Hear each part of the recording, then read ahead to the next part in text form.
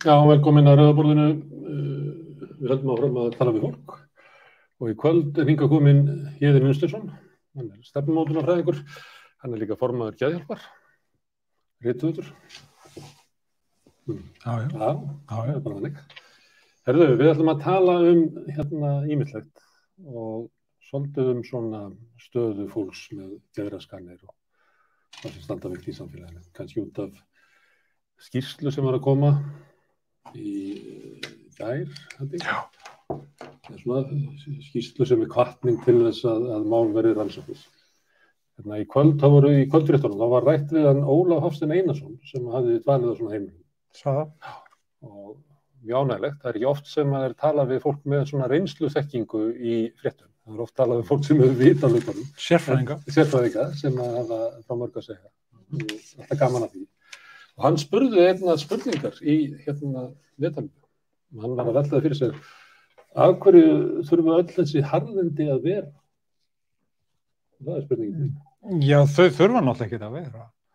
En af hverju eru það? Sko, ég held að það sé nú... Eru við vont fólk? Nei, það er fjölþætt að svar við þessu, sko.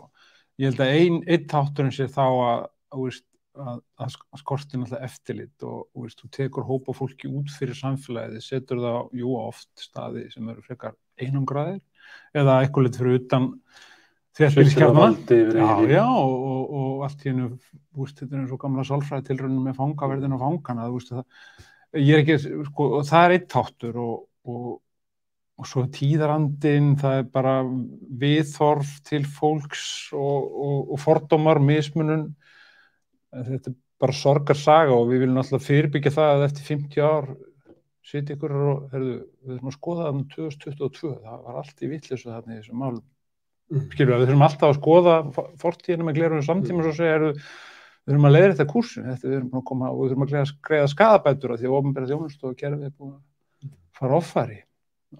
Heldur okkur hætti til þess að horfa á eitthvað sem gerðist í fortíðinni og láta eins og þetta til í fortíðinni að við séum betri, að við höfum þroskast og þróast og við verðum þar leiðandi pínlítið blinda á hver staðin er í dag? Einhverju leyti, en við höfum alltaf verið mjög duglegir undanfarið með vistheimlanefndinni og að gera upp fortíðina eins og í 12 sporafræðarnir og bæta fyrir brot okkar. Kollektíft. Millilegust. Kollektíft. Já, það er reynda millilegur. Hvernig fulltrúar.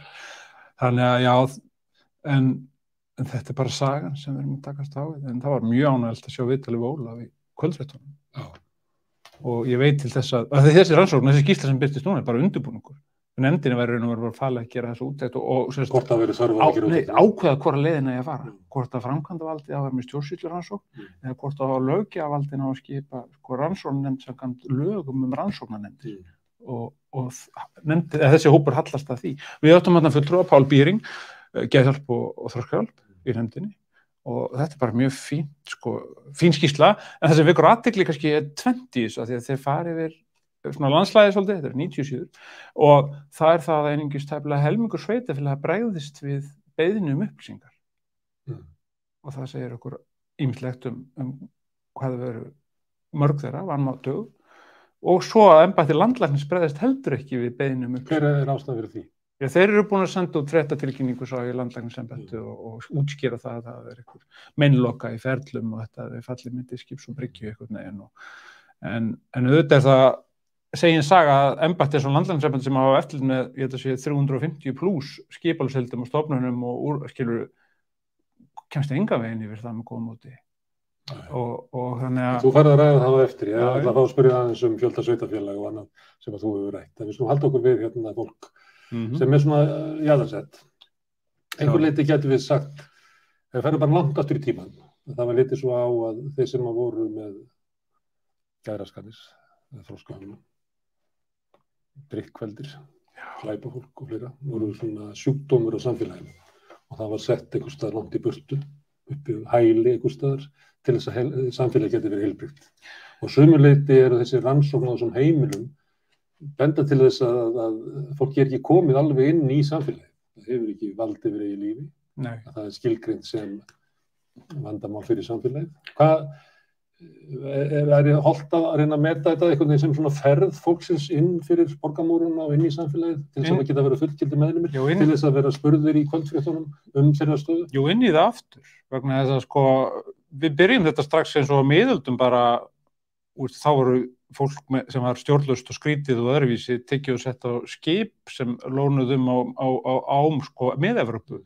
Og hluta til hugtakið ship of fools dregin þaðan og svo það hælinn til og það afstofnanavæðingin hefst ekki fyrir í Tríest upp úr 78. Þá massíft farið að hefja þessa vegferð tilbaka, sko, þegar við erum búin að vera í stofnanaferlunni í ykkur árhundruð. Og nú fjölbreytileiki lofaður en enga síður þess vegna svolítið svo að við viljum steypa fólki í ykkur hólf líka á sama tíma en já, ég held að þetta eitthvað sem búið að vera í ferli í ykkur tíma fyrst tókenist, sko, allt samráð tókenist, skilur, og við sjáum það ennþá svolítið tókenist þegar við ítum á til dæmis eins og stjórn Landspítalans að fá fulltrúa viðskiptavina eða notenda í 7 manna stjórn Spítalans nei, það ekki hægt það verður sérstakt notendaráð sem stjórnum mun hafa samráð við svona skilur það ennþá kynnaðum raunverulega afstöðu sem að þau eru búin að taka. Ég skilur þetta svona tímaskekkja svolítið að segja ekki bara auðvitað áheyrnarfulltrúi notenda hér í stjórn Spítalans, það bara segir sig sjálft. En af hverju eða tekur þetta bara svona langa tíma að við teljum að við sjónarmið sjúklingsins inn í spítalanum séu jafngild og læknisins? Ekki endilega læknis, þú veist það sem að læknir sérfræðingur í, heldur bara það hvernig ég byggja spítalann. Já, þú ert sérfræðingur í sjálfum þér, það verður að viðurkenna það. Ég held þetta í lengri sögu, ég tengi þetta við hugtaki vald, sko, af því að í opinberri þjónustu, þá tölum við oft opinbert vald, við tölum framkvæmdavald, dómsvald og löggjafavald. En þetta skilningur, þetta framkvæmda þjónusta, löggjafa þjónusta og dómsþjónusta. Þetta hefur ekkert með vald að gera. Að mínu viti, valdi einhvern veginn læðir sér inn í þetta gegnum monarkíuna, skilur, að eitthvað fólk sé konungbúrið af eitthvað meira vald en aðrir, þetta bara fásinna að mínu viti, sko, sem við erum enn föst í og þetta litast inn í lýðræðið samfélög og orðið vald ennþá svona dóminerandi, en þetta við framselum ekki vald í kosningum, við veitum þjónustumboð, ég kýs þig og veiti þér Gunnar þjónustumboð til að sjá opinbera þjónustu og útluta í samráði, já, og þannig að ég held að það konsept sé svo ríkjandi og sérstaklega kannski þegar kemur að geðheilbrigðismálum að þá hafa notendur þjónustuna verið svo vanmáttugur svo lengi og valdið eða verið hjá þjónustu veitendum og forsendur hvernig þjónustan hefur breyst yfir áratuginn og árhundruð hefur að verið á forsendum þjónustu veitendans en ekki þjónustu notandans og svo náttúrulega hefur greiningakerfið sprungið út. Hvenær og hvar endar vanlíðan og hvar byrjar frávikið? 1950 álykta heilbrigðisyfirvöld í Lundúnum að 1% Lundunum búið við geðsjúkdóm eins og það hét þá. En núna talan 23–24% og það þarf enginn að segja okkur það að það hafi verið 24-földun á geðheilbrigðisvanda Lundunabúa 70 árum. Það bara sjá það allir að það bara tómvirra. Eins og það möskvar netsins tregst svo mikið að normatífið hverfandi. Ég gerir ráð fyrir því að nánast... Hvernig orðar þetta svona? Þú ert eins og sé verið að grípa þessi 24%? Ekki einmitt verið að bjóða upp á þjónustu sem ekki var veitt? Jú, ég bara benda á það staðreynd að greiningakríteríurnar miðast við, sko, það huglægt mat á huglægu ástandi. Það ekkert hlutlægt í þessu ferli og þess vegna svo erfitt að eiga við. Ég bara veltaði fyrir mér, sko, hvenær verður vanlíðan að fráviki? Vegna þess að það að líða illa og þjáning partur líka af lífinu. Þannig að það bara þessar vangaveltur þegar maður sér þennan fjölda því að fyrstu kríteríurnar eru 6 1883 þegar greiningakerfin koma fyrst fram en nú eru það 600 og ég bara veltaði fyrir mér sko hvort við greinum okkur fyrst út á fráviki eða mennsku og þegar ung kona kemur til mér og segir ég er að tala við þig, ég er með ódæmigerða einhverfu og ég er með ADHD og ég spyr, fyrir ekki en hvað heitir þú? Við skilgreinum það sem áföll við slæmum hlutum miklum áfallum og hvernig við bregðumst við þeim. Við skilgreinum það sjúklega sem eru hinn mannlegu viðbrögð við einhverju illu sem hendir þig. Þá mannlegt. Og svo þessi myndu frávik séu að lita sjálfsmyndina það mikið að þú tekur það fyrst fram og afsaka, ég er nú svona, en þannig að þetta koma undan styrkleika. Þú vilt gjarnan tala um 4 hluti í einu, en ég ætla að reyna aðeins að því. Talaðu fyrir sjálfa þig, ert þú ekki svona líka? Jú, en við skulum reyna. Eitt sem þú segir, þú ert að tala um valdið. Og það þannig að þó svo að þetta vera þjónusta, þá fer fólk með ákveðið vald og það fólk sem inn í borgarmorgunum. Það fer með umboð. Og það upplifir það að það þurfa að gefa frá sér valdið til þess að leyfa sjúklingnum að sitja í stjórn Landspítalans eins og tökum dæmi. Og það ekki ástæðan fyrir hversu hægt það gengur að sá sem utan borgarmúrana, hversu hægt það gengur að fela honum eitthvað vald og gera hann að fullgildu þátttöku í samfélaginu, að fólki sem hefur valdið svo spart að gefa það frá sér. Jú, en það þarf líka að skoða sósíaldemókratíska velferðarmódelið. Við niðurgreiðum þjónustuna og notendur hafa ekki beinan kaupmátt á þjónustuna. Þú greiðir aldrei að fullu verði fyrir það sem farði, en þú greiðir fullu verði vöru til búð og ert óánægður með hana, þá hefur þú kaupmátt og þú skilar henni. Og ýmis lönd eins og Holland og Bretland hafa reynt að fara í svona direct payments. Það að segja að snúa þessu við og notendur fái token og geti greitt sjálfur fyrir þjónustuna. En jafnaði fá allir þá þjónustu yfir æviskeiðið eða hafa möguleika á að fá hana. Þannig að þetta svona eins og munurinn á því með langtíma fjárfestingu og spákaupin, að opinbera þjónustan, hún greidd á svona lífsbasis. Já, ég bara benda á það að þú hefur ekki kaupmáttinn. Þegar þú hefur í markaðssamfélaginu, þegar þú kaupir vöru fullu verði, að þá hefur þú kaupmátt og þá hefur eitthvað að segja gæði vörunar. Þetta hótaði kaupa ekki. Já, eða bara komið og skilað og heimta endurgreiðslu. Þú gerir það ekki. Nei, og svo eins og með heilbrigðiskerfið að maður velti fyrir sig líka með eftirlitið og umboð, hvert kvartar og þú kvartar í embætti landlæknis. En það ekki, að því mér hefur lengi fundist eina eftirlitsbatteri sem fungerar almennlega fyrir notendur kerfisins hefur umboðsmaður Alþingis, sem sérstaklega settur upp til þess að gagnrýna stjórnsýsluferla þar fram til Götmanum, og hann kosinn af Alþingi en landlæknisembætti sem hafa fylgjast með heilbrigðisþjónustu og heilbrigðisstarfsmönnum að þar situr embættismaður sem partur af kerfinu sjálfu. Það ekki umboðsmaður sjúklinga. Skilur mig þannig að... Myndirðu vilja búa til svoleiðis? Umboðsmaður sjúklinga, umboðsmaður leigjenda, umboðsmaður hinn og þessa? Sko, fyrir 375.000 manns þá har ég hlindur því að einfalda þetta kerfi. Eins og hægt Við þyrftum að vera 3,5 milljón, það væri krítíski massi sem myndi henda okkur. Þá myndi ég, skilur, en kerfið of viðamikið að mínum að það annað mál sem við ræðum síðan. Við höfum ekki mannafla til þess að vera með næga dreifingu valds og eftirlits. Ég kýs nota umboð en ekki vald, eða þjónustu, já, við eigum oft erfitt með það og að því við erum bara Coventry, complicated Coventry, það búa jafn margir í Coventry og Íslandi. Og við erum með í framkvæmda þjónustunni 12 ráðuneyti, ekki fjölskipastjórn og allt, við erum 157 eða 160 stofnanir og svo 64 eða 16 sveitarfélögin. Þannig að þjónustan við íbúa í svo mörgum skipulsheiðum og þær allar meira minna lóðréttar en áskorunar alltaf vera láréttar og heimurinn okkar bara komin í tölvu og snjallsíma og þannig að mér finnst núna að heimur sem verður og heimur sem var takist á núna hraðar en nokkur sem fyrir og meiri krafti og meginstraumar í heiminum að breytast hraðar en nokkur sem fyrir, ekki bara loftslagsmálin, fjórða innbyltingin, réttlátt umskipti á vinnumarkaði, það svo rosalega margir meginstraumar hafa áhrif og stóra spurningin í heiminum þessi núna, munu tækniframfarir að gerast nægilega hratt þess að við getum viðhaldið sama lífstíl en ná loftslagsmarkmiðunum. Svarið nei og það þarf að koma uppbrot og umbreytingar og það veldur oft spennu og þannig að ég séum í hröðu breytingafasa núna, hraðar en nokkur sinnum fyrr, milli heims sem verður og heimur sem var. Og það reynist okkur svolítið erfitt að því að við erum ekki enn búin að höndla að mastera mannlega samskipti. Inn í kerfunum? Alls staðar. Samkennd, umburlendi, þjónusta, taka sjálfans út og aðra framfyrir og þetta kristilega og öllum trúa bara. Þú getur ræktað þig sjálfur og ég get eitthvað ræktað mig en svo þurfum við að rækta samfélagi á millum okkar. Já. Það það sem við ættum kannski að vera að ræða hér og hvað það sem vantar á. Þú talar skipulagið og það ekki alveg þannig að það sé erfiðar að rækta samfélagið á Raufarhöfn eða í Reykjavík og þessar Raufarhöfn sem fámennina. Nú ætla ég að segja eitthvað sem ég veit ekki, mér finnst það mikið rætt loftslagsvána sem afleiðingaendinn í sjálfbærni rófuna, því að undan kemur hugmynd, hönnun, framleiðsla, neysla og orsakaendi þessar loftslagsvár. En mér finnst það rosa stórt mál á heimsmarkmiðinu og það stemt alltaf því. Mér finnst ekki síður stórt svona makró issue eða vandamál eða álitaefni í heiminum í dag, það bara ójöfnuður. Ójöfnuður ótrúlega mikið. Það Davos segir það líka. Já, og nú, þannig að spurningin með réttlátari, sanngjarnari, jafnari samfélög á sama tíma verum 70,9 milljarðar, stefnum í 10-11 milljarðar fyrir 2100, mesta fjölgun í Afríku.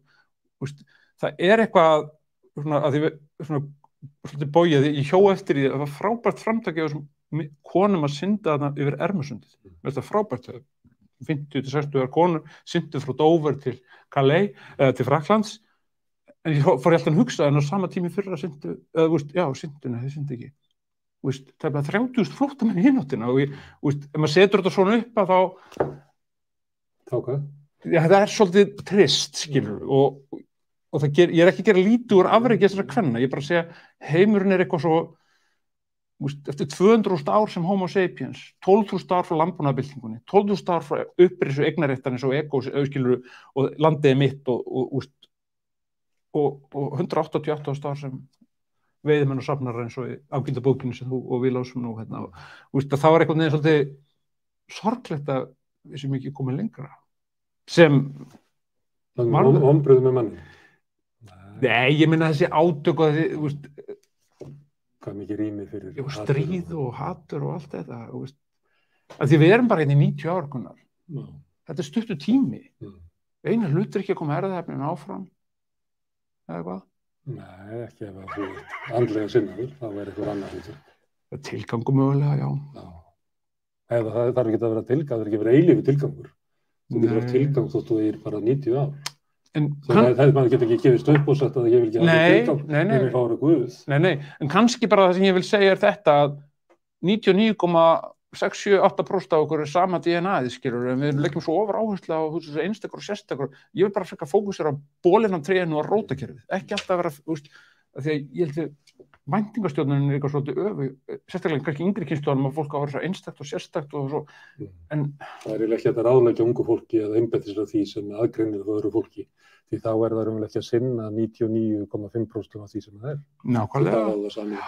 Og endanum með gildismatið það sama. Efnið er status, ef þú átt meira efni, þá verður meiri status og þannig að einbyttu er lífiðinni að ná þessi mest efni, þrátt fyrir það gamli dagismi segja ykkur það að Tómi sé það hann gerir efni hérna að glasi notaðurst og verma. Þannig að við erum först einhvern veginn í þessari minnlóku hugsunar að efni sé status sé það sem við sækjumst eftir og kannski undir niðri liggur þessi rosalegi vanmáttur.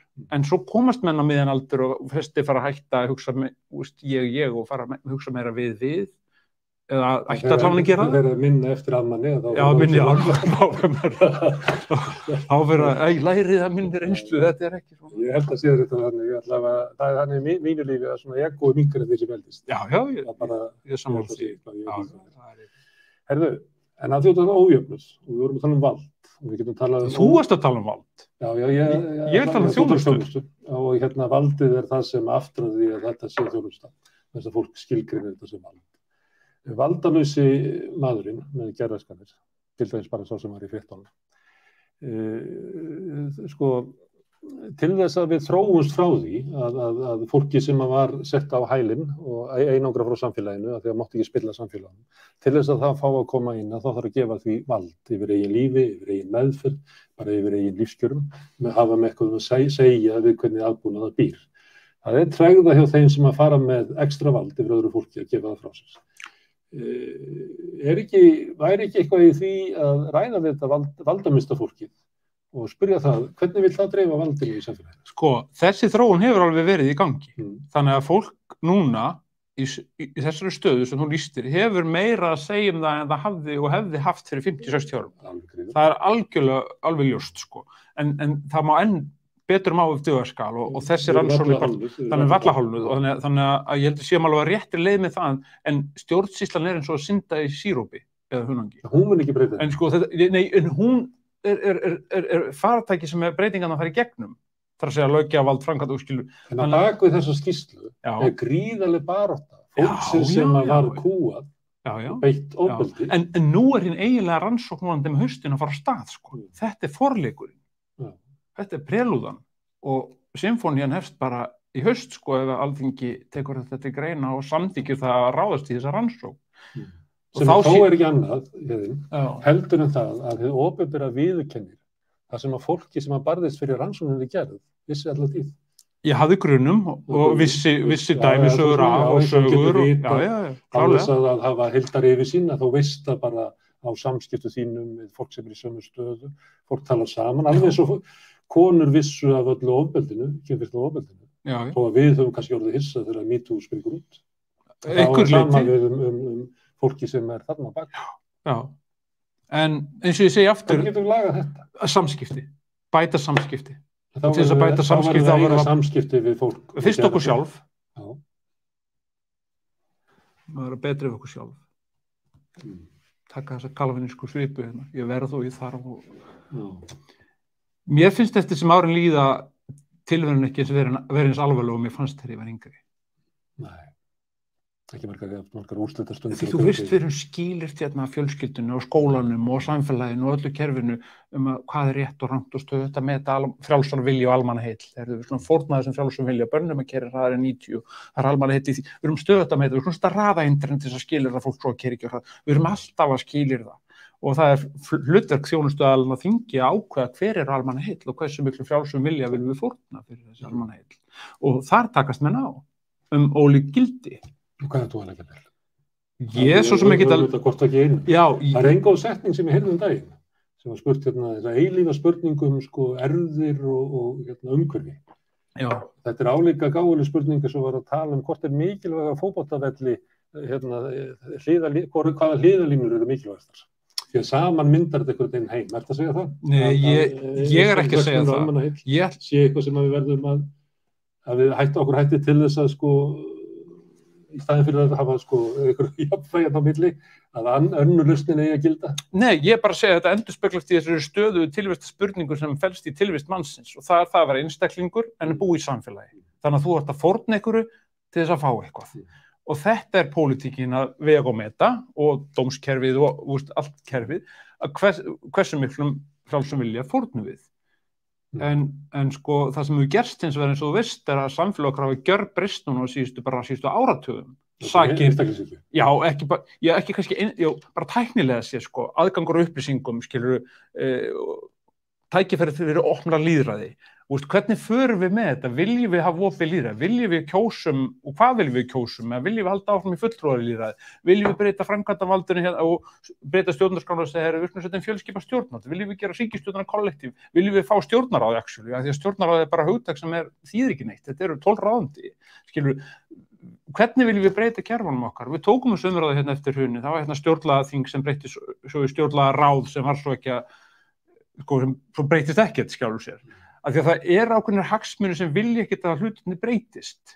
Af því að þetta er bara svona með birting söguna, Voltaire, það er bara tvennur boðskapar á sögunni, þú skalt rækta garðinn og svo er bara allt eins og á að vera. Þú vilt ekki hafa það. Nei. Þú vilt rækta garðinn en þú vilt líka breyta þessu. Ekki hafa áhrif á það. Torgið. Vegna ég er búin að átta með því að það verði enga byltingar En við getum breytt þessum kerfum, en það tekur tíma. Það er tvennt sem þarf til í breytingar, svona kerfa, og það er ekki stórt á Íslandi, það er bara í grunninn. Það er tími og staðfesta. Ég byrja að ýta á glasi og held bara þá færist það, Þannig að og þá þarf stefnufestu. En ég upplifði stundum samfélagið sem skútu og það er allir að dekki aðgerð. Það er ekkert með margir í brúnni og enginn upp í tunnunni. Hvert er það að fara? Við erum reaktíft samfélag og pólitíkin er reaktív, stöðugt að bregðast við. Athygli fólks er haldið í yfirborði dramatíkurinnar. Fjölmiðlar að skúpa en undir niður eru kannski stærri hluti sem fara ekki bara fram hjá okkur. Það því að athygli fyrir allir í yfirskriftirnar og headline. Já, eða bara erum ekki nægilega vel upplýst. Því að ég veit ekki með þig, en ég hef tekið upp svona spjallsíma. Sem ég finnst bara mikilvægt að það eru svo rosalegt framboðað inputið. Til þess að eiga eitthvað output í lífinu, þá vil ég takmarka input og að því sögðu vegna sem þegar þörf í snjallsímaðu þá fer að tekka messenger eða SMS en kannski er ekkert svoleiðis, þá ertu að fara að gera eitthvað annað. Það sem við erum í baráttu við er athygli. Athyglisbann Vesturlanda hefur bara farið úr einhverjum 20 sekúndum niður í, það minnka stöðugt og við erum að takast á við vanda sem snýr að þessu í unga fólkinu.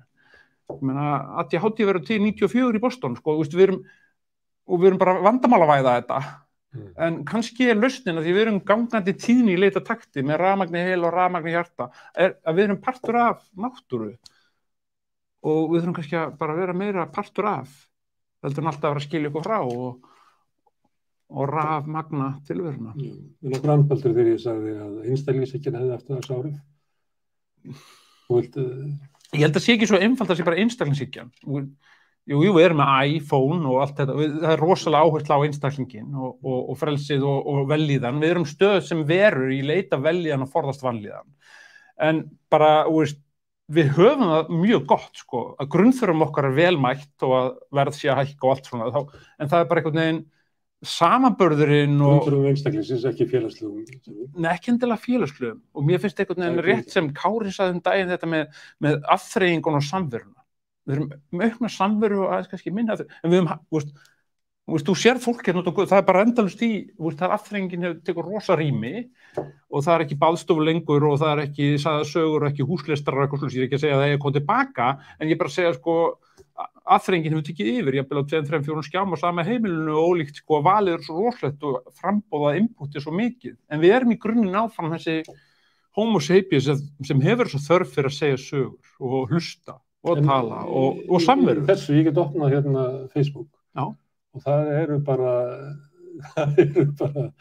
2000 manns segjum það á baðstofunni. Allir á síni skör og allir að segja sögur af sér. Það er frábært. En það kemur samt ekki til staðinn finnst að mínum að þetta fyrir físiska samveru. Af því að í því felst nærvera þessara tíma. Það lærði fólk á Zoom-fundum að þeir bara virka ekki. Nei, en við lærðum annað að krisisinu með COVID, við lærðum, sko, við erum erfitt með að plana, við erum ekki svo þjóðverðir að Danir, eða kínverðir sem geta plana langt fram í tíman, við höfum ekki hefð í það, við erum að reyna stefnu, fjármálastefnu, þetta, en þegar koma krísur, þá funkar við best, sérðu hvað gerast fyrir menntakerfi nú í COVID-krísunni, það bara allt í hennu funkar aðeins Teams og Zoom og það bara virkaði, við höfum aldrei getað planað þetta, þannig að krísur fel oft í sér tækifæri fyrir þjóðir svo okkur. COVID, þar sem það voru 2000 sjúklingur synti með svona tekník. Já. Þannig að við einhvern veginn funkurum í svona ástandi. En af hverju ekki, ef ég segi einstaklingshyggja, upplifir að ég sé að segja þessi eitthvað svona pólitísk stefna? Nei, ekki endilega. Ég held að einstaklingshyggja ná alveg miklu dýpra heldur en pólitík, sko. Hún er eldri, en ég hef ekki komið til Víetnam ennþá, en ég átti félaga sem sagði með sögur frá Víetnama, hann var mikið í Víetnama, og hann var að ræða þetta hvað Suðaustur-Asíu samfélögum væri miklu meira við og kollektívari og það finnst mér svo áhugavert hvernig Vesturlöndin hefur einhvern veginn, Sildóttan hafði púðrið og búrkarsína og fór og drápa all Indíana og margt svo, nú er ég afturvitni Greipur og Engróf og hvað vegferð við höfum farið á í gegnum hlið Hobbes og Rousseau einhvern veginn og móta samfélag okkar og þetta er alltaf með monarkíun og þannig að mér finnst það mörgu leyti, sko, Suðaustur-Asía og önnur samfélög bara frá mannfræðilega bara göfugri penningarheiminn og til dæmis eins og með Indíana að vera með kollektíva refsingar í ættbálkum bara, það er margt svo miklu göfura. Hér eru refsingar einstaklingsbundnar og það er allt svo einstaklingsmiðað. En við eigum ennþá hefð fyrir samfélagi.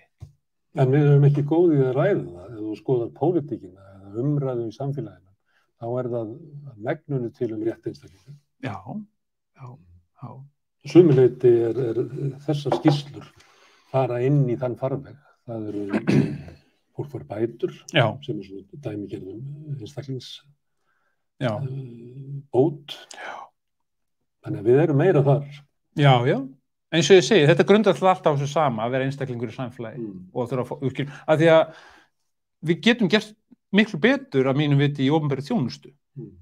Að fara með, eins og þú vilt orða nota opinbert vald, eða fara með þetta þjónustu umboð sem fólk veitir kjörnum fulltrúum í kosningum. En mér finnst umhugsunarefni líka, sér eins og Reykjanesbæ núna í 17. kosningunum, 47% taka þátt í kosningunum. Mér finnst þetta rosalegt umhugsunarefni að færri en helmingur kjósenda veiti þeim sem stýra málefnum opinbera þjónustu í bænum umboð sitt.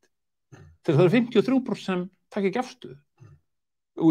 Þetta finnst mér... Ef þú veitir leiðrétt þetta fyrir fjölda innflytjenda, þá held ég að sé sambærileg kosningaþátttaka bara annars þar. Já, en enga síður... Það voru bara 15%, ég hef ekki konar tölurna núna, það voru bara 15% innflytjenda sem að kusu 2018.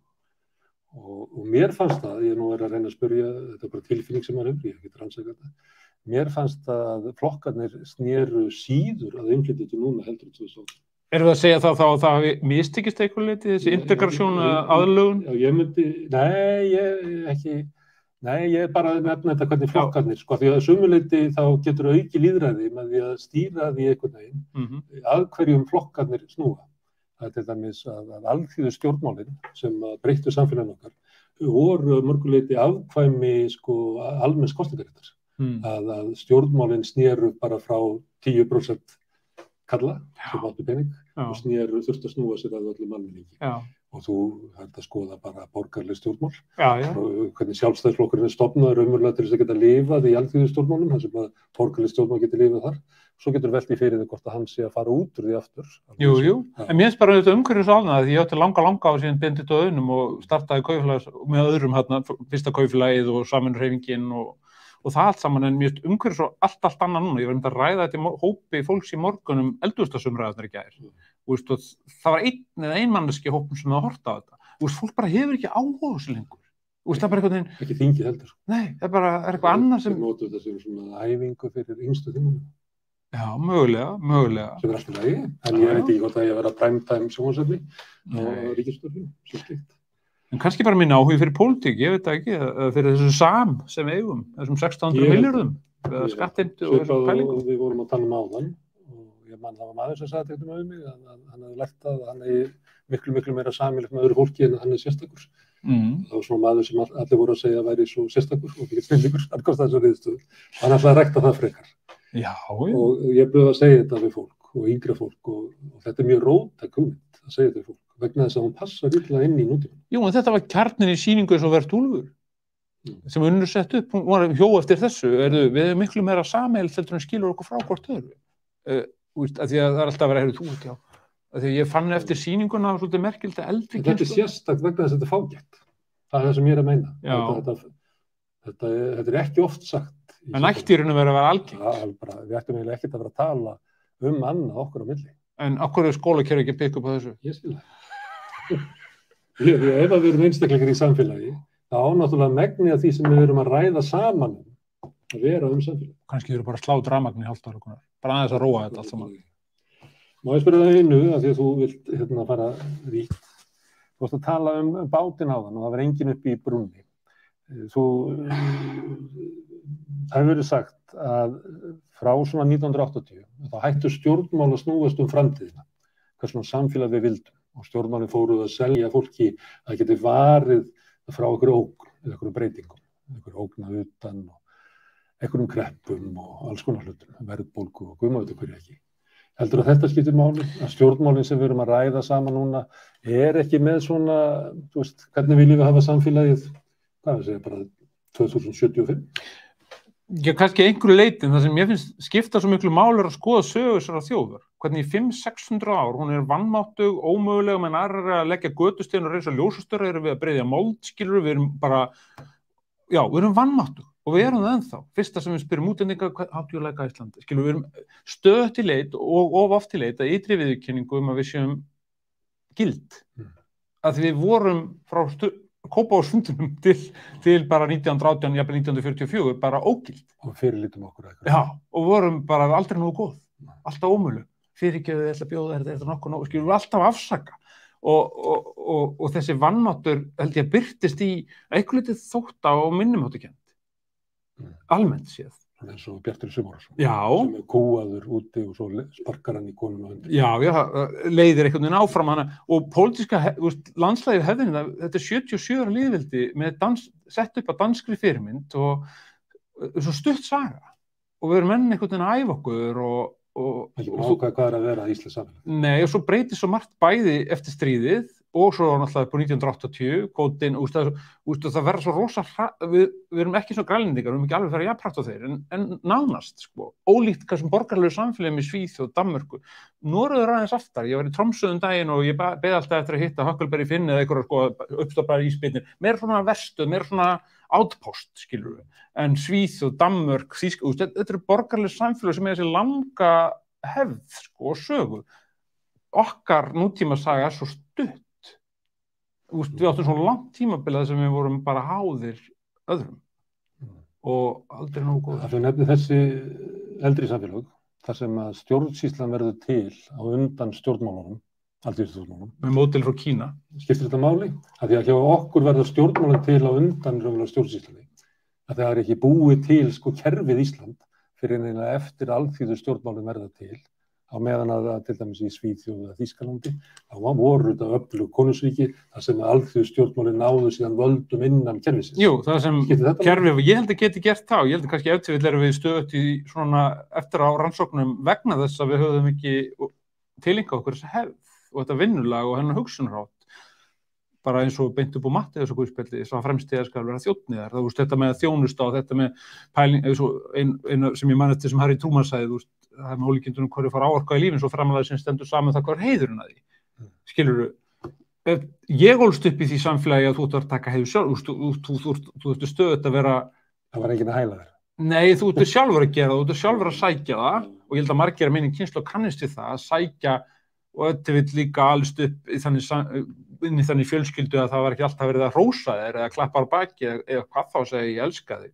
Það bara mátti ekki segja það ekki, en ég held mæður kannski frekar en feður en þetta bara standa sig og vera duglegur.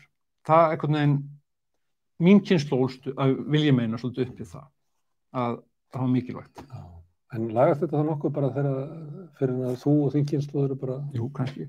Farin, já. Beglaða fólki. Já. En, jú, það er bara áhört að skoða hvað þessar kynslóðar eru að breytast hratt núna. Millennials og það eru ólíkar áherslur. En ég held bara aftur, svo við komum aftur á samskiptum og samkennd og umhyggju og þetta með að lifa öðrum, með að deyja sjálfum sér og það sem við, getur ímyndaðið sjálfa svona eins og þú ert í dag verandi líka með 20 ára manns. Nei, skilur þú þetta? Nei, þetta með að æskunni... Þetta með þroska, skilur að vera meira komin í við núna á 60-aldri, skilur já, 60, þarna svo ert, verandi með 20 ára líka maður. Og ég sé fyrir mér að menn okkar aldrei eru núna að hugsa mig á stoppfrun með ferði á hormónasprautur, bara viðhalda þessu físíska og að því að þeir njóta lífsins vil ég meina kannski betur núna en þeir gerðu þegar voru 18 eða 20. Þannig að æskunni sé sóað unga fólkið. Það var ekki mín orðið, það hefur verið sagt. Óskar Veld. Já, Óskar Veld sagði það. En þetta er bara svona vangaveltur. En ef til vill er best bara að gleyma sér sem mest. Vera bara í etri líkamannum, þessum ósjálfráða kerfi. Vera ekki á mikið að hugsa, vera ekki á mikið að hafa skoðanir. Kannski taka bara út 4 sagnir í lífinu. Mér langar, ég vil, ég held og mér finnst. Það er mjög erfitt að taka þessar sagnir út. Það er mjög erfitt. Það því að maður er alltaf að móti sér afstöðu, hafa skoðun. En hamingjusamasta fólk sem ég hef fyrir hitt bara er gott í að gleyma sér. Í leik, í starf, bara gleyma sér. Það hefur verið mikil áhersla á það að leika sér á svona undanförnum áratugum.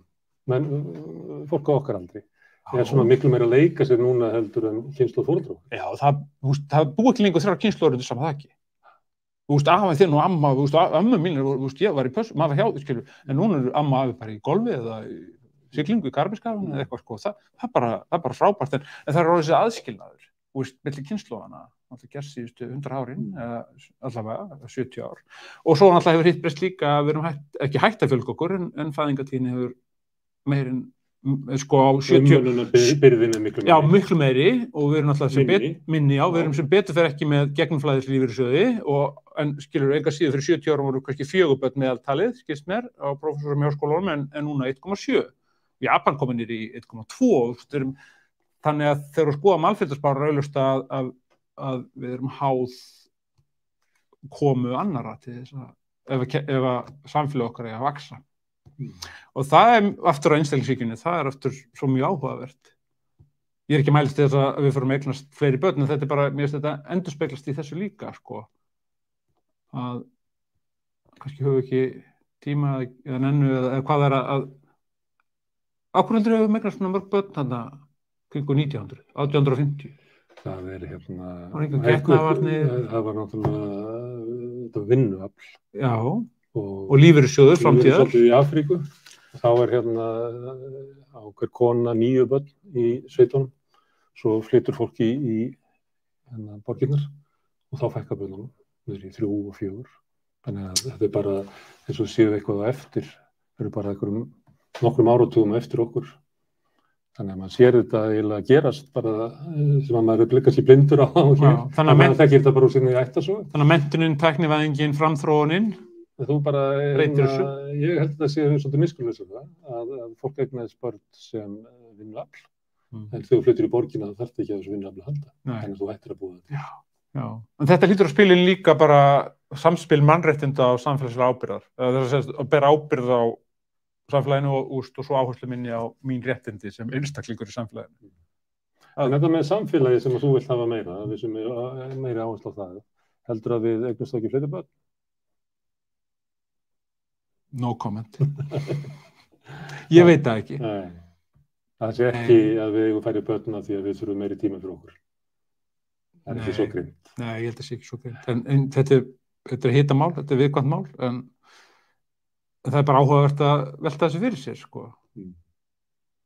Þú ert að tala að leika sér á þann og þá reyðiðastu fyrir mér maður sem ég þekki. Þetta gleyma sér. Gleyma sér. Það er maður sem ég þekki sem er í svona erfiðu starfi. Mikið álag, svo er oft hjá þeim sem eru með mikið áreiti að vinna í einhverjum svona fyrirtækjum sem er mikill þrýstingur á einhverjum.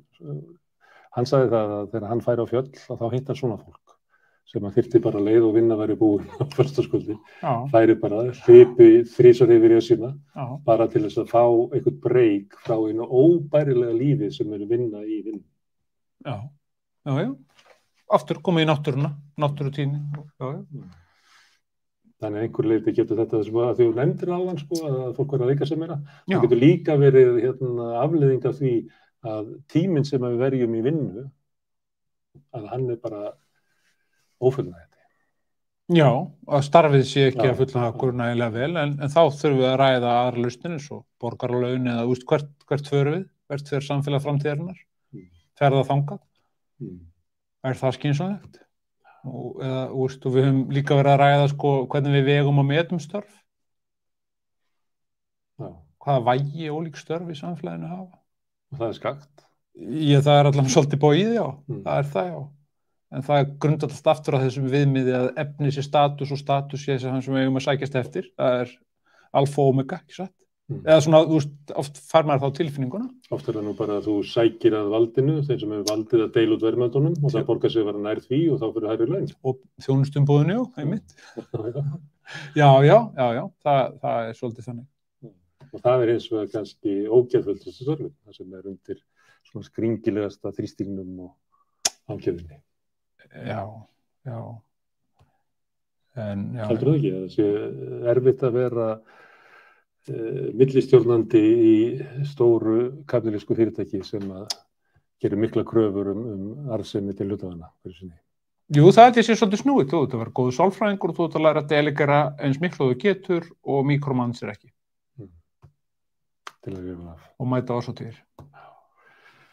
En heyrðu, að því að þú kemur stundum inn á það með fjölda sveitarfélaga, tunnurlaðina, sílúin. Ég bara sé þetta makró, við erum með 1600 milljarða á ári, 1100 opinbera gjöld, opinbera útgjöld.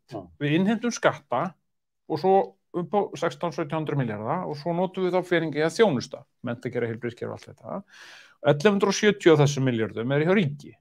Þar kjósum við 63 fulltrúa. Þetta eru 73% opinberum útgjöldum, 27% hjá sveitafélögum. Þar kjósum við 500 manns til að sjá þetta í 64-56 sveitafélögum. Allstar í Evrópu og velflestum stöðum með skiptingi 50-50. Sveitafélögin er með heilsugæsluna, framhaldsskólan, öldrunarþjónustu og hjúkrunarheimili. Stundum er þetta sveitafélag pluss fylki. Já, pluss eitthvað ríkjun, þriðja stigið.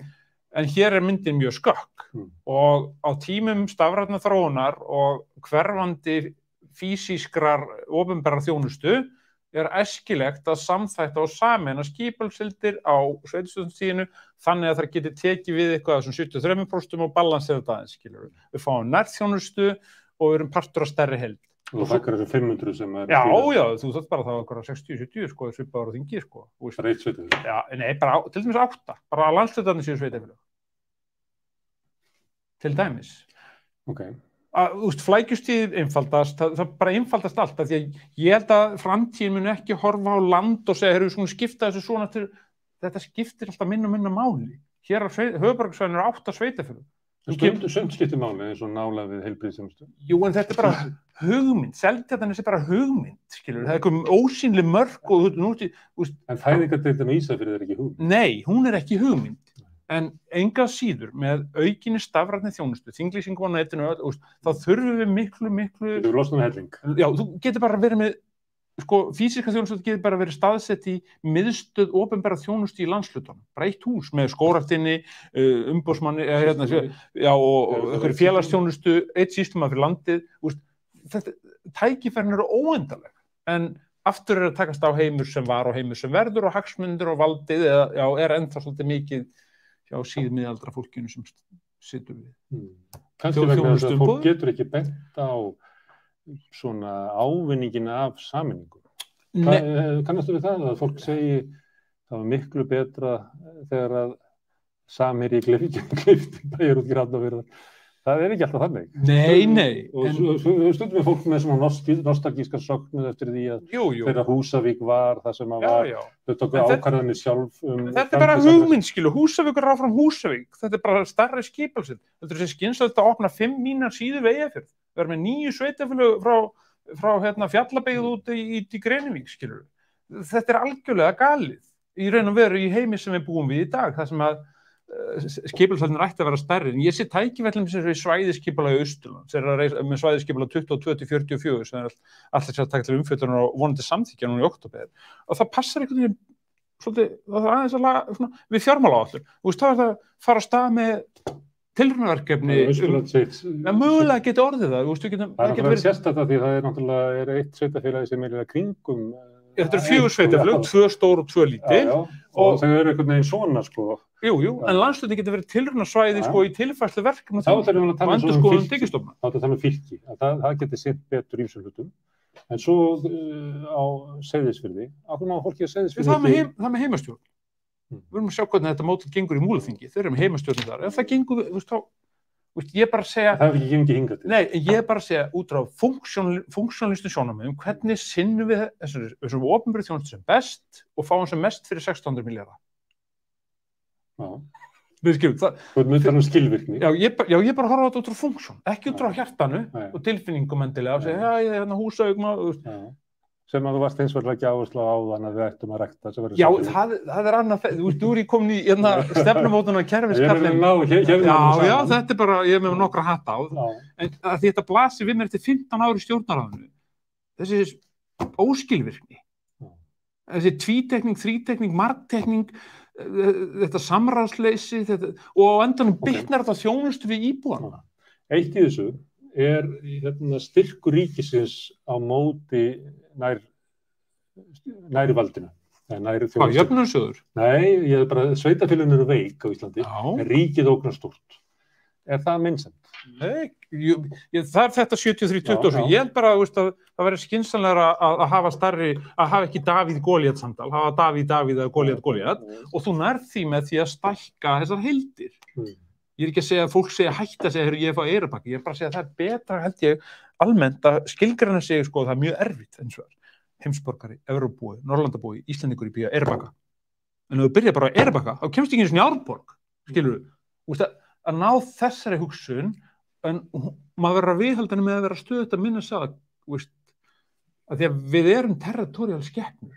Við erum bara eins og spendýr, við tilengum okkur svæði. Þú sé fólk ganga með hundana sína á kvöldin. Ég meina, við erum svolítið territorial. Hvað með hundana á kvöldin? Nei, ég meina, við erum svona territorial. Já. Ég er ekki að segja við séum eins og hundar, ég er bara að segja, við berjumst bílastæðin okkar og við viljum fara helst sama vanaminstrið. Við erum miðaldra, fara í sama skápinu sundlauginu, fara í sama sturtuna og margir eru þá, skilur, við verðum svona mótust eftir vana. Missir svolítið minnið, þannig að borga sig að ostanhífin alltaf svona stað. En heilin hefur tækifæri og möguleika til að mynda nýja tengingar alla ævi. Þú getur kosið hana flokk, þú getur skilið við konuna hérna, þú getur fundið nýja vinnu, þú getur gert hlutina öðruvísi en þegar þú vaknar í fyrramálið. En líkur er á því að þú gerir það sama og gerir í morgun. Af því að við erum þannig víruð einhvern veginn. En það verði enga framfarir nema verði breytingar. En svo með ég heldur ekki vera ómikla breytingar. Þannig að við missum stöðuleika sem þingmennir töluðu svo mikið eldhúsdegin mikið stöðuleiki, stjórnarþingmenn. Þannig að en hins vegar tel ég verið best að prófa þetta í svona einhverjum tilraunaverkefnum, prófa það eitthvað afmarkað. í einhvern tíma. Ertu raunverulega ekki að leggja til, ég veit að það var einhver umræða hérna fyrir kannski 20-25 árum, kannski meira, þriðja stjórnsýslustíð. Þetta var bara versta branding sem að hugsa getur fólk bara verður mjög þreyttir að hlusta á þetta. Þetta út að tala Austurland sem eitt sveitafélag og heimastjórnir. Þá ertu raunverulega, ef þú ættir að ef heimastjórnin hafi eitthvað vald, ef þetta ekki uppgerð eða svona sviðsett það sem þú sagðir áðan með að samráð, tókenist samráð, að þá verður að gefa heimastjórnin eitthvað vald, til dæmis yfir skólanum, yfir einhverju sem í nærsamfélagi fólksins. Svo ertu komið með Austurland sem þá fylki og svo ertu komið með ríkið. Bara sveitafélag. Ég vil bara sjá hvernig Múlaþing funkar. Nú það búið að vera til staðar í rúmt ár. Það er til með þriðja stjórnsýslustíð. Nei, sveitafélag. Með þessar, heimastjórnir, já. Telur það vera nauðsynlegt í þessu? Það við sameiningu sveitafélag, þá eru þeir sem í minni einingunum kvarta yfir því að völdin flytist öll. Þjónustan, flytist öll yfir í staðinn. Já, ég skil það, en ég bara hugsaði út af því hvernig þjónustu við íbúa þessa svæðis með opinberri þjónustu, hvernig þjónustu það sem best. Þannig að tækifærin við stærri skipulagssveitir það að þú færð til þín þjónustu sem núna hjá ríkinu. Heilsugæslu, framhaldsskóla, ég kannski ekki segja lögreglu, en skilur hjúkrunarheimili, öldrunarþjónustu, en við höfum verið að reyna þetta en mörg sveitafélög hafa bara skilað þessu aftur. Ég vegna þess að ríkið, út af styrkleika sínum, lætur verkefnin en bara 80% af... Það svo útfærsluatriði. En ég að segja að við megum ekki gefast upp á þessu vegna. Þetta funkar ekki svona. Í Danmörku 1,7 sveitafélög og 100.000 íbúa. Þau eru 23 og 100.000 íbúa í Íslandi. Þetta er ekki hægt. Það meira en helmingur sveitafélög undir 1000 manns. Alveg niður í hvað, ég man ekki 36 eða eitthvað. Þannig að þau get ekki sinnt lögbundinu opinberri skyldu sinni og þá þarf eitthvað að breytast. Og ég að segja, ef til vill ættum við að opna huga okkar og segja kannski, en það bara einhvern veginn viðleitnin til staðar, ef þetta er þrígirningu, þá er viðleitnin alltaf til staðar, pólitísku viðleitni, viðleitni kerfisins, en þetta kapnar finnst mér alltaf í strúktúr og kúltúr kerfisins. Þetta flókið mál, þetta er menningarlegt mál. Það flókið mál að segja við eitthvað, þú ert að tala Eyrarbakka, ég geti sagt við Seyðisfirði. Nei, fyrst ertu Austfirðingur, svo ertu Íslendingur. Svo ertu Austfirðingur. Já. Við verðum að finna einhverja leið þar sem við getum sagt við að þú ert Seyðisfirðingur og Austfirðingur og Íslendingur. Það er ofubúi. Já, en þetta þessi skilgreiningaþörf mannsins, að því að þú skoðar hann mann homo sapiens, þá byrjar hann á því að gera heimi merkingabæran. Þetta er glas, þetta eru gleru, þetta er penni, merkingabær. Svo í öðru skrefinu fer hann að vilja mæla þetta allt saman. Hvað er þetta þungt? Hvað er margir lítra þessu? Og merking og mælingar. Fyrst merkingabær, svo mælingar og skilningur og svo stjórnum. Og þetta búum við í þrívíðum heimi með fjórðu vítina sem fara að stjórna okkur, það er að tíman og er með takmarkaða skynju. Að ég vissum það að ef við fengjum þetta skynfæri hunds í eitt sólring, þá myndum við koma og segja, þetta er allt öðruvísi þessi heimur. Við fengið 1000-falda lyktarskyn. Við erum svo takmörkuð og við viljum einhvern veginn ekki viðurkenna það sé eitthvað, því við getum ekki einu svona ákveðið hvort að, ég veit ekki hvort þú skynir eins og ég get bara álíktað að ég gerir alla líku til þess, að því við höfum bara merkingabærnina, mælingarnar og tungumáli til þess að tjá upplifun okkar á heimilum.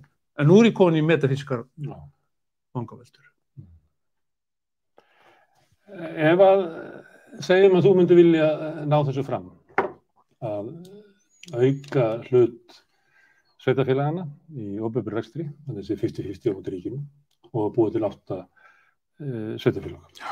Þá myndi ég halda að þú verið líklegast til þessna árangrið, þú myndir segja að það borgar sig, að sé en hins vegar langar þig í heim þar sem þú talar samfélagið og menninguna og... Já, en þetta getur alveg farið saman. Í fyrsta lagi held ég get ekki gert þetta án umboðs forsætisráðherra. Ég vinn hjá henni, þannig að ég er að passa siðareglurnar. Hún þarf að vilja þetta. Ríkisstjórnin þarf að vilja þetta. Þú erum búin að segja þetta í mörg ár. Já, ég bara komast upp með að ekki verið rekin hingað til. Kannski verið rekin núna, ég veit það ekki. En ég er í þjónustu þeirra ennþá allavega. En þau fara með umboði til þess að breyta þessu. Ég vilja til að fara í verki og hjálpa til. Þú vilt tala fyrir þessari hugmynd. Já, ég er starfsmaður bara á plan, en ég hef leyft mér að tala fyrir henni og komast upp með að hinga til. En ég held að þetta geta alveg farið saman. Ég held að við missum ekkert menning og hjarta á samfélag þó að skipulagsheildina séu stærri. Nei, ég var eiginlega ekki að tala um það. Ég var að tala um það í hverju samræðu vettvangurinn í samfélaginu. Já. Að ef þú ættir að leggja af stað með að reyna að vinna þessari hugmynd fylgi, þá væri klókast að þér að tala um að það sé svo mikil sóun í núverandi kerfi, við getum spara peninga í þessu. Þetta verður praktískt. Gera það praktískt. Já, gera það praktískt. Þó svo að kannski ávinningurinn sé sá að Austurland getur veitt öldruðum, fötluðum, veikum, þjónustu sem að hins sveitarfélög bara geta á engan hátt. Selja glasið en ekki vatnið. Já, það íslenska aðferðin. En þú vilt selja vatnið? Minn vilji hefur ekkert með þetta að gera. Ég bara með þessa hugmynd og hún lætur mig ekki í friði, en ég er fastur í því, ekkert fastur í því, ég kýst það að vera þjónana. Ég er þjónn þeirra sem þið kjósið til þess að þjóna á þinginu og í ríkisstjórninni, eða þú kaust aðra, en enga síður og í því er ég og ég reyna að sigla milli skess og báru í þessu. Af því að ég er búin að segja nei við lengi að koma í viðtal af því að ég vil ekki vera að presentera þetta án þess að hafa umboð. Ég hef ekki umboð en ég er samt að presentera þetta. Af því að mér finnst bara eftir 15 ári í þessu kerfi, ég skil ekki hvað, mér finnst við getum gert þetta svo miklu betur með því að breyta mynd strúktúr og reyna að hafa áhrif á kúltúr í staðan fyrir að vera alltaf koma nýja viðleitni. Breyting á strúktúr getur hjálpað í að breyta kúltúr. Já, ég held að kúltúrinn sé aðalatriði samt. Já, þú breytir strúktúrnum til þess að breyta kúltúrnum, en það er ekki nóg að breyta strúktúrnum, kúltúr breytist ekki við það, þannig að það verður að fylgja hvað annað með. Ég er líka með hugmyndu það að öll ráðundri yfir í hús og eitt mötuneyti. Fólk allir betur saman, já, bara að þetta er ekki með 600 manns, 600-700, ekkert mál.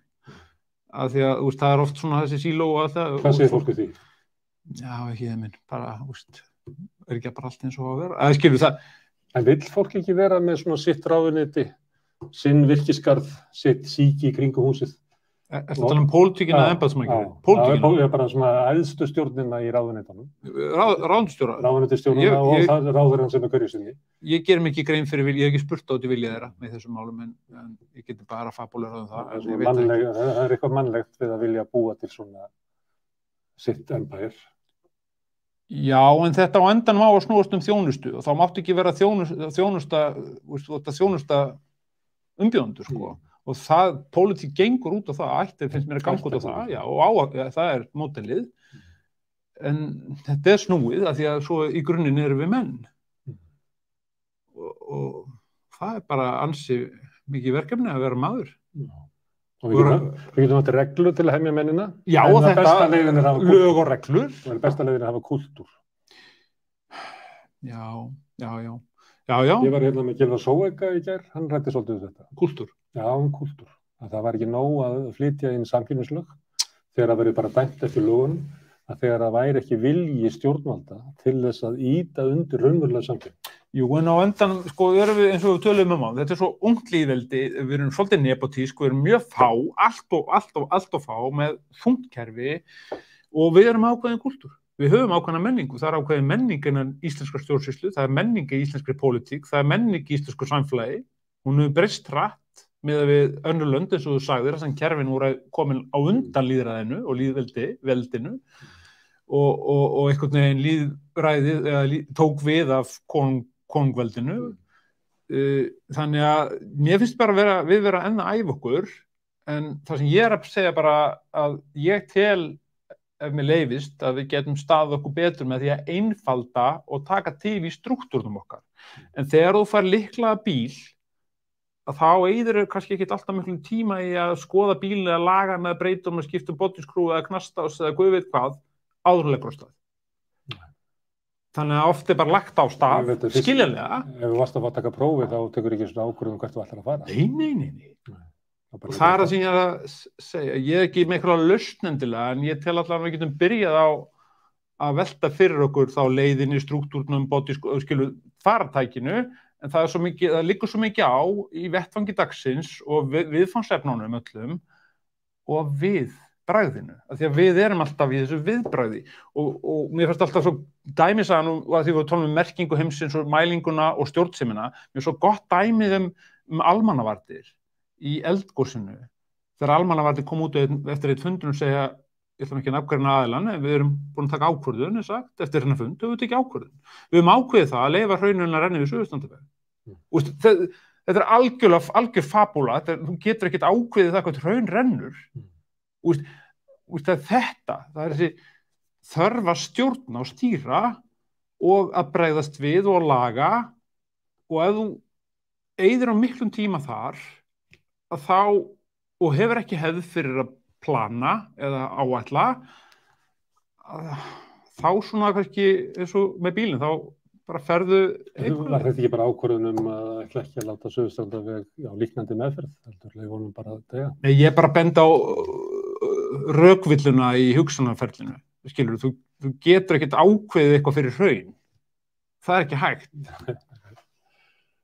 Það rennur samt eitthvað svona eftir. Já, ég bara segja að þú getur ekki stjórna hraunni. Herðu, við nefndum sveitafélögin eða þú, uppstokkun á ríkisvaldinu, ríkisþjónustunni?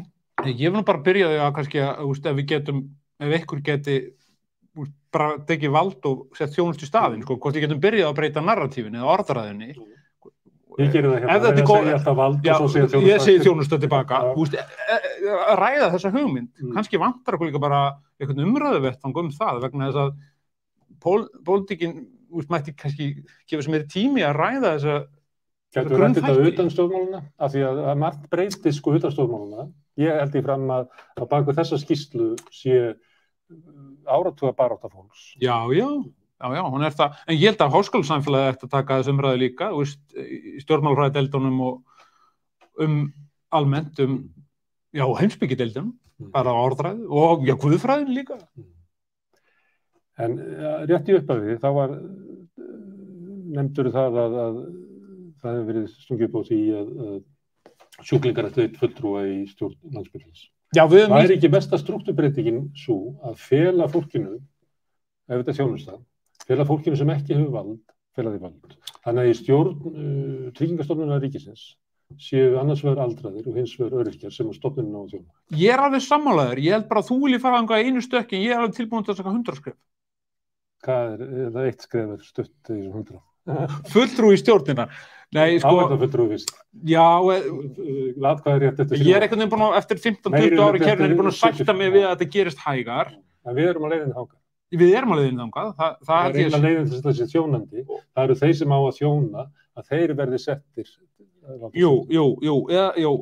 Og Kierkegaard talaði líka mikið þetta með samkendina, að byrja því að komast þangað sem sá sem þú ætlar að þjóna væri og byrja svo að aðstoða.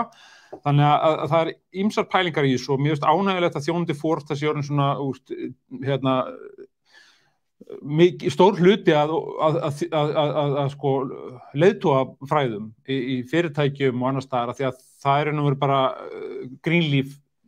Mér finnst alltaf grunnurinn að þjónandi fórstu vera bara eins og Matteus og Guðspjall, það fremstiðar sér þjónniðar og að þú leiðir með þjónustu. Þannig að stjórnun og stjórnunstíl held ég hafi breyst gríðarlega og mun halda áfram að breytast bæði í einkafyrirtækjum og hinu opinbera. Hið opinbera er alltaf á eftir. Það er að því að sá sem er leiðtoginn, sá sem að fer með valdið.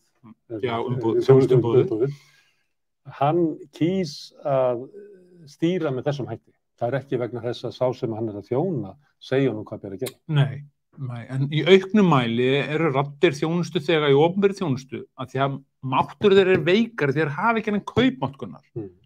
Og svo er það hitt líka að við erum með þjónustuna svo víða. Við höfum ekki tekið umræðu hér til dæmis það hvort við eigum hvort félagi borgarlegu samfélagi eiga að veita heilbrigðisþjónustu. Eiga þau að gera það? Á SÁ, Reykjavíkur, Hveragerði, eiga þau að vera að veita þjónustu. Við í Geðhjálp hættum þessu að reka sambíl í 2000 því að við gátum ekki bæði verið að gæta hagsmuna þjónustu þegar og að reka þjónustuna fyrir þá. Því að þeir voru að koma til okkar að kvart undan þjónustu sem við vorum að veita. Þannig að mér finnst þessi umræða ekki hafa farið fram.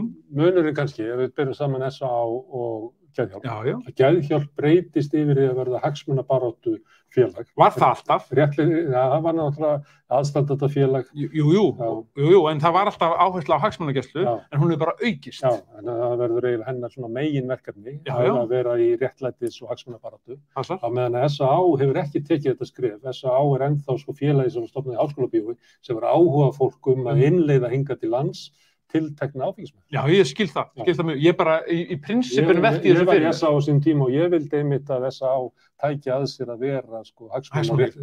Það ég myndi alltaf að vera eina leiðin til þess að... Þetta er bara svipað með SIBS. Það er engin berkla og brjóstholssjúklingar nánast eftir.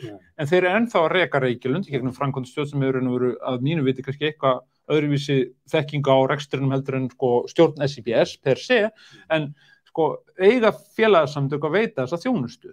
Það bara kannski svona prinsipspurning sem ég finnst vanta umræðu að því við erum með stærsta hlutann af þessum 320 milljörðum í heilbrigðismálin í public provision, public funding, eða þess að opinbera kerfinu, við erum að færa í auknum mæli yfir í public funding, private provision, orkuhúsi og alls konar samningar og sérfræðilæknastofur og þar fram til göttunum, en mér finnst bara vant að taka umræðan út frá þessum public funding og provision ferð, hvar viljum við hafa þjónustuna og hver stýrir henni?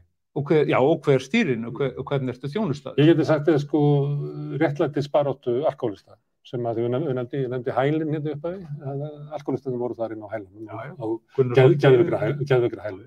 Enda alkohólismi geðsjúkdómur? Já, enda geðsjúkdómur og fengu illa meðferðar, ömurlegar læknistilraunir með sjokktrítumum alls konar og insulínkóma, framheilanámi, alls konar, já. Bara stungið prjón upp í framheilan og hrært í. Já.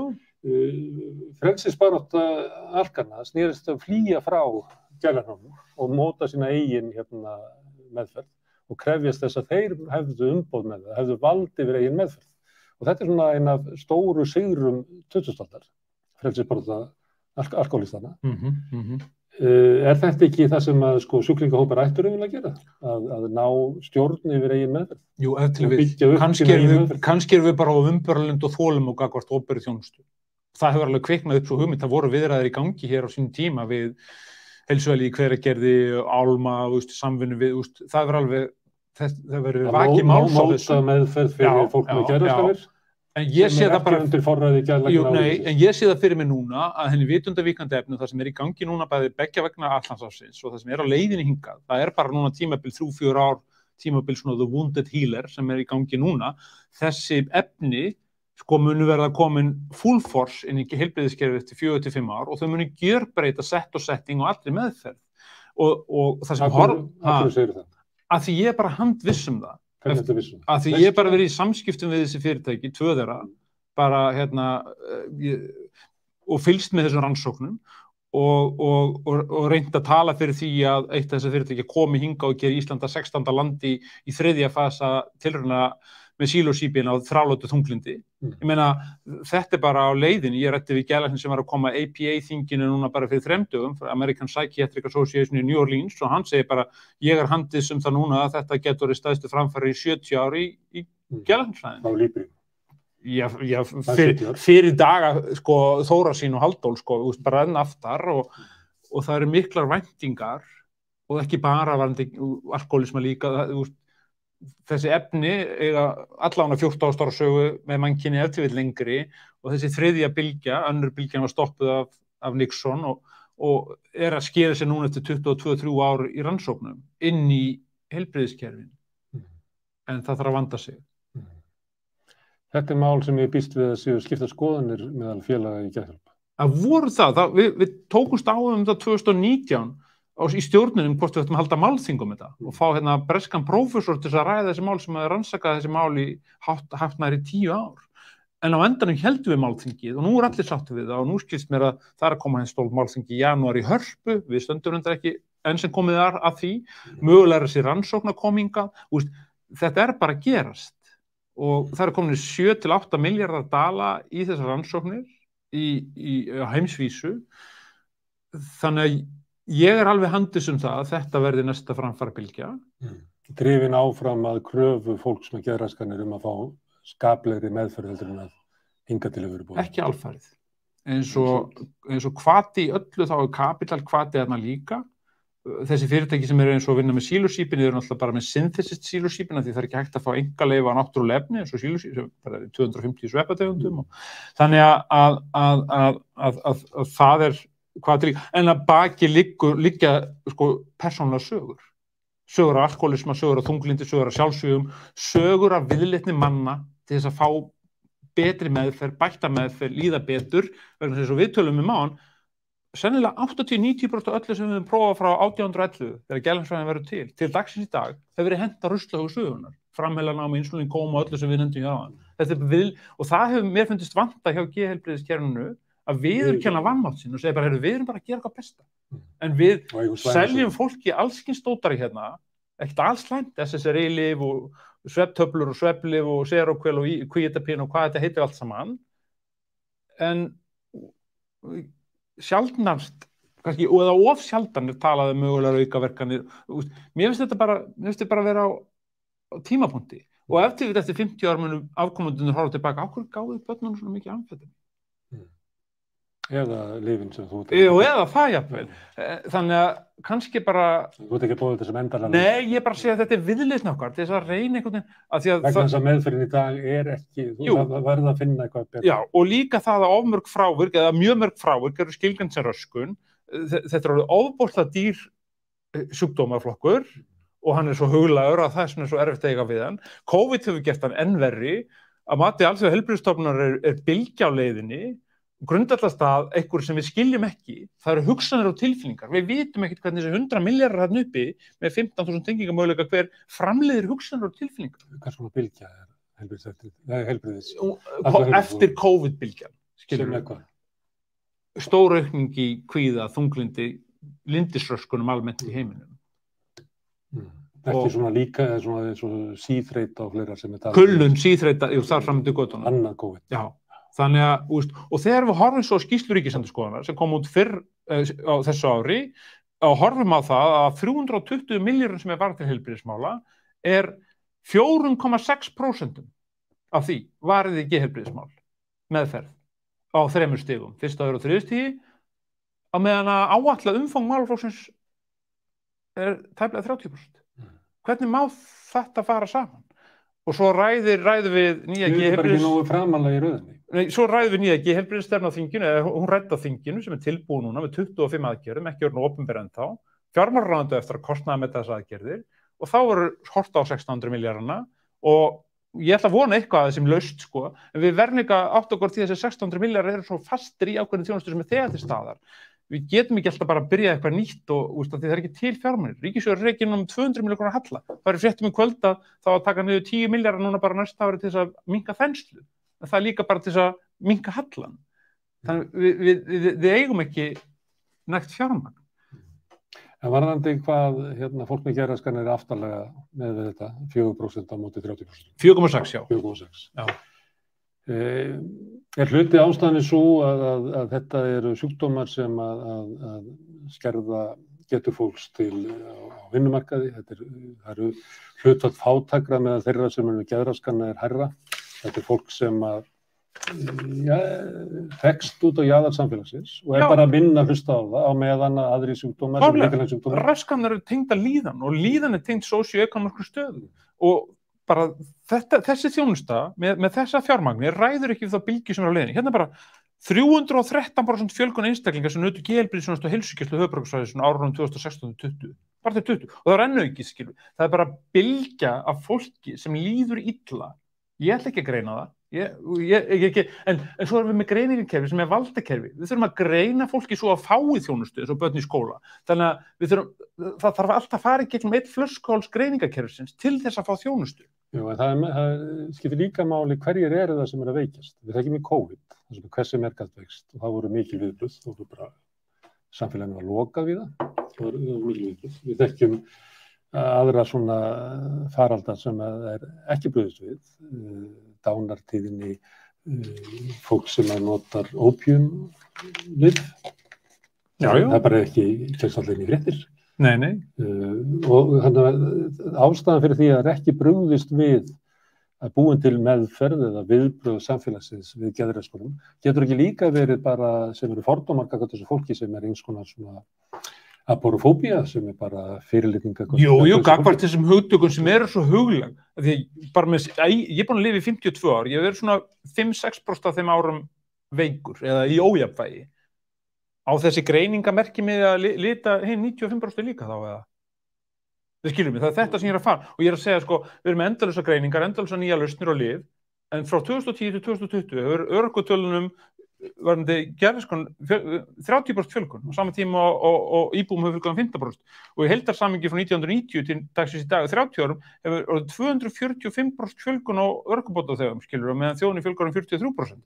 Þannig að, það getur ekkert gengið upp að þenja þetta út á báðum endum. Það er að greina endalaust fleiri ekki það að fólk þurfi ekki hjálpina, en við erum alltaf að enda með fleiri og fleiri sem ná ekki bata og detta og missa hlutverk og tilgang í lífinu og er á bótakerfunum okkar. Ekki segja að það margir sem þurfa að vera þar, en það eitthvað bogið við þetta. Tókstu ekki þátt í hugaraflasveitina? Ég satt í stjórnum skamman tíma. Ég var ekki einn af stofnendum. En það var svona hugmyndin var svolítið svo að það væri, það sem mér fannst vera áhugavert við að hlusta á fólki þá, var svolítið að það væri, bati væri mögulegur. Það sem fólk var að koma innan úr hinu kerfinu, það sem var eiginlega sagt við þig þarna með merki sem við varst með að þetta væri þú, það sem þetta væri. Já.